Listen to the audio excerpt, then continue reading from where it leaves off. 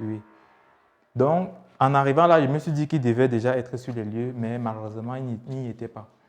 Et du coup, je l'appelle donc pour pouvoir lui donner le lieu exact afin qu'il puisse se repérer. Mais il me faisait comprendre que là où il est plutôt du côté du marché Mokolo. Là encore, ça créait encore d'autres tensions. Donc, j'arrive, il me fait plutôt comprendre qu'il est du côté de Mokolo. Donc, du coup, il y avait des difficultés qui se mettaient en jeu. Le stress et tout, et la tension, la colère et tout. Donc, mais j'ai pris mon calme et je l'ai rappelé. Il m'a fait comprendre qu'il devait revenir aux environs de 17 heures. De 17 heures, puisque c'était un client qui devait prendre pour 7 jours à hauteur de 80 000. Donc, si vous faites 80 000 fois 7, nous sommes déjà dans les 560 000 francs pour 7 jours. Voilà. Et au terme de ce deal-là, il devait quand même avoir une certaine quote-part à l'intérieur. Parce que, avec les promoteurs immobiliers, lorsque nous les apportons des clients, nous avons ce qu'on appelle des pourcentages sur la paye générée par le client. Donc, du coup, il y avait quand même une quote-part assez conséquente qui devait être réalisée ce jour. Et bon, le client n'était pas au lieu du rendez-vous. Voilà. Donc, 17 heures arrive, je passais jusqu'à 17 heures.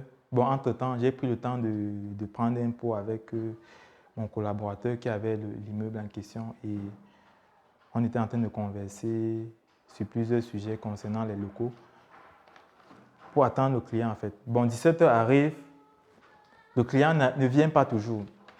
Je rappelle le client et il me fait comprendre qu'il va plutôt envoyer son frère. Il appelle donc son frère et lui donne mon numéro. Son frère prend donc le numéro, m'appelle et me fait comprendre qu'il est en train d'arriver. Ok, on attend. C'est vrai qu'à ce moment-là, vraiment, le collaborateur qui avait le bâtiment était déjà aussi très en colère, il ne me prenait même plus au sérieux. Et moi-même, j'étais obligé juste de gérer ma pression et tout. Donc, son frère est donc arrivé.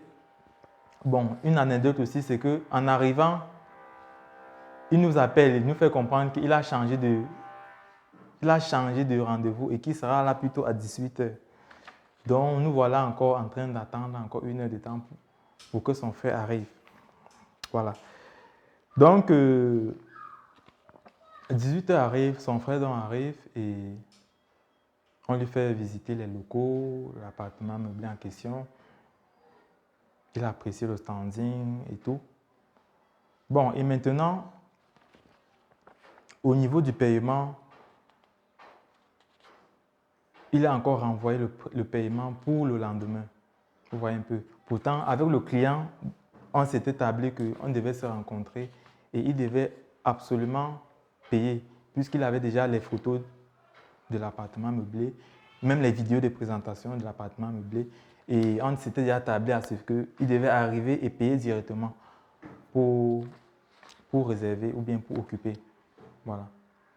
Donc du coup, son frère arrive et on renvoie encore le paiement pour le lendemain. Donc voilà un peu les tracasseries que j'ai pu avoir ce jour-là dans le terme de cet appartement meublé-là. Donc c'est vrai que ce jour, c'était vraiment un jour très stressant, mais j'ai pu gérer. Et c'est vrai que le lendemain, le client est arrivé en question et on a pu s'accorder et il a pris l'appartement meublé. Mais pour dire vrai, ça n'a pas du tout été évident parce que le rendez-vous n'a pas été respecté et du coup, ça m'a fait perdre en temps et j'ai perdu aussi sur certains points, sur certains rendez-vous dont j'avais. Bon, c'est ça, c'est vrai que c'était très très compliqué, mais bon, j'ai pu gérer ce côté-là. Donc, vous devez savoir que quand vous lancez un business, vous serez confronté de façon permanente à un stress qui monte. Voilà. Donc, et aussi, vous devez savoir que lorsque vous voulez lancer un projet, vous devez savoir développer vos compétences sociales. Les compétences sociales.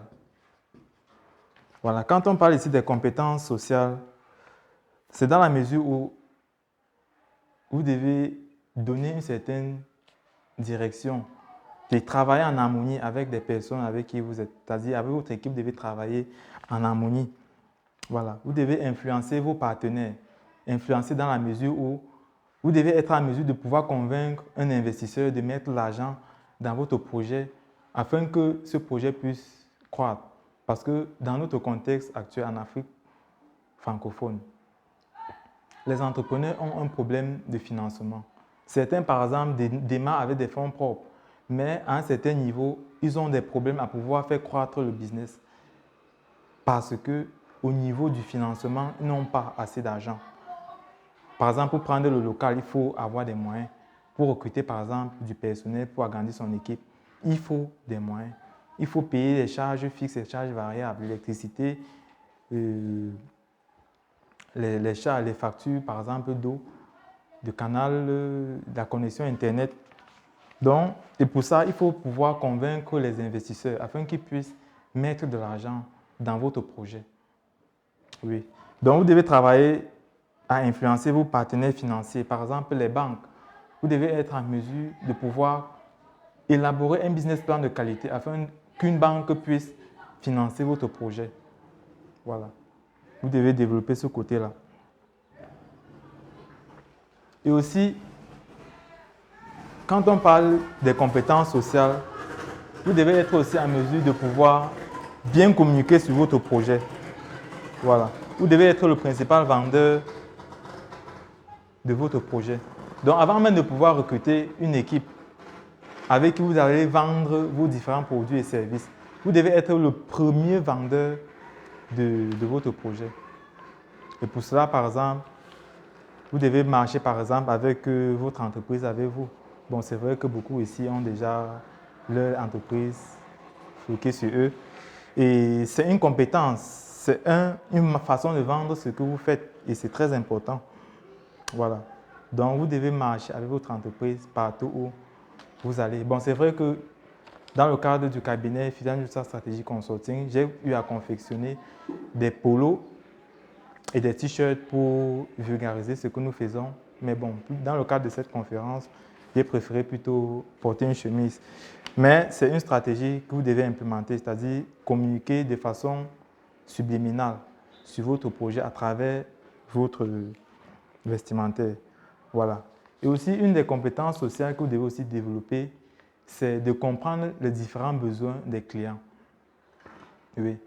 Voilà. Si nous prenons par exemple le cadre le cabinet Fidanza Strategy Consulting, beaucoup de personnes arrivent ici dans notre cabinet, ils ont par exemple des fonds, par exemple 500 000, 1 million, mais ne savent pas dans quoi est-ce qu'ils vont se lancer.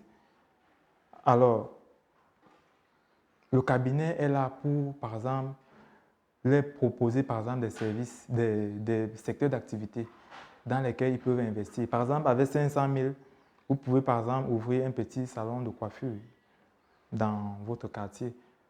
Voilà. Et quand il parle du quartier, c'est un peu trop vague parce que mais pour ouvrir même cela, il faut d'abord faire une étude de marché parce qu'on ne lance pas un projet n'importe comment. Voilà. Donc, il faut identifier les besoins des clients et apporter une solution à cela. Voilà. Comprendre le client et chercher à satisfaire le client. Quand vous regardez par exemple l'entreprise Apple, vous constatez que chaque année, ils sortent des téléphones différents. C'est-à-dire cette année, on crée par exemple le iPhone 12, l'année prochaine, on crée le iPhone 13. Donc, on améliore le produit de façon conséquente parce que les clients, lorsqu'ils utilisent la version précédente, ils demandent que l'entreprise fasse plus, par exemple, pour augmenter, je peux dire, la capacité du téléphone à prendre des images de façon adéquate, la capacité du téléphone à avoir, par exemple, des fonctionnalités adéquates et beaucoup plus sophistiquées. Donc, ce qui fait que l'entreprise, au fur et à mesure, va se mettre à jour pour pouvoir satisfaire la clientèle. Donc, à votre niveau, vous devez faire autant. Voilà. Si je prends par exemple le cadre du salon de coiffure dont je disais, si vous lancez par exemple un salon de coiffure, vous devez vous assurer que quand un client vient par exemple se faire coiffer chez vous, que le client en ressorte avec quand même une certaine satisfaction. Voilà, que vous puissiez prendre compte de ses exigences afin qu'il soit satisfait, afin que vous puissiez l'avoir, par exemple, dans une semaine ou bien dans 2 semaines, quand il va revenir de votre côté. Parce que si cela n'est pas fait, vous avez des clients qui vont venir consommer votre produit et après, ils vont disparaître. Voilà.